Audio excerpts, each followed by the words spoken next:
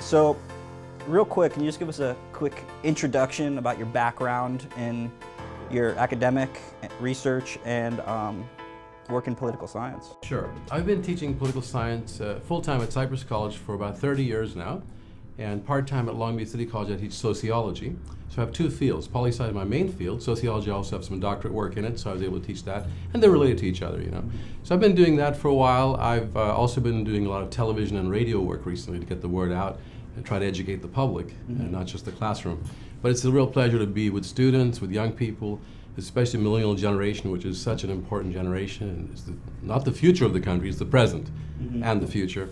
And that age group is very much of interest to me, and I work with them, most of my students are under 30, some of them are older, and it's just an inspiration to be in the classroom with them, to be able to discuss ideas about the country, about the world, about their philosophical ideas, and what values underlie what we do in politics, and what issues are pushed and put into place, and what aren't, and what needs to be done in this country right now, with what's going on with the horrendous gap between rich and poor, the generational divide where this generation will be the first, if things keep going as they are, to do worse than their parents. The first modern American generation in this century to do less well or worse off than their parents in so many different ways, in graduating on time from college, being able to get a good job and earn enough money to be able to move out on your own.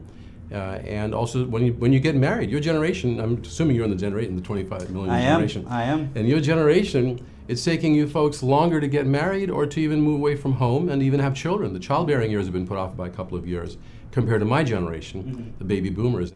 Let me ask you this. There's a Chinese proverb that says, one generation will plant the seed so the next can enjoy the shade. Yes. What kind of seeds have been planted for us? And you wrote in your book, real quick, I'll just talk about the dollar democracy with liberty and justice for some, how to reclaim the American dream for all.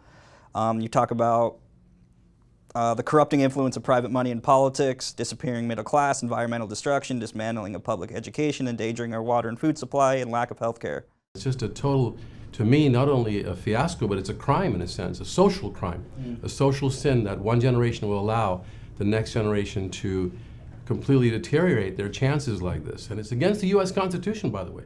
The Constitution says in the preamble, we, the people of the United States, in order to establish a more perfect union and to ensure tranquility, domestic tranquility, to promote the general welfare, meaning the well-being, and to secure the blessings of liberty to ourselves and our posterity. That's the next generation. I like Chief Seattle's idea even better. He said the next 7 generations whom we should be considering when we make our decisions today. And that's not what's happening in the American government or the leadership today. I always hear the millennials are entitled, they're naive, they're lazy, they don't want to work for anything. That claim is a complete hogwash. Tell me why. Them being entitled. Because I work with them. I'm the one who teaches. I'm there in my classrooms. I can see how they're struggling and working hard. And they work 2 and 3 jobs, many of them in the middle class, to try to make ends meet, to be able to graduate on time. They're looking for courses that they can't even get because the university and college doesn't provide the courses because of cuts in funding. So that's a bunch of hogwash, like I said. And I think it's put on by some of the elites in the older generation who want to absolve themselves of responsibility of what they did not do for the next generation. That's my interpretation of it. And it's totally wrong for them to, not me, because I don't condemn the young people at all.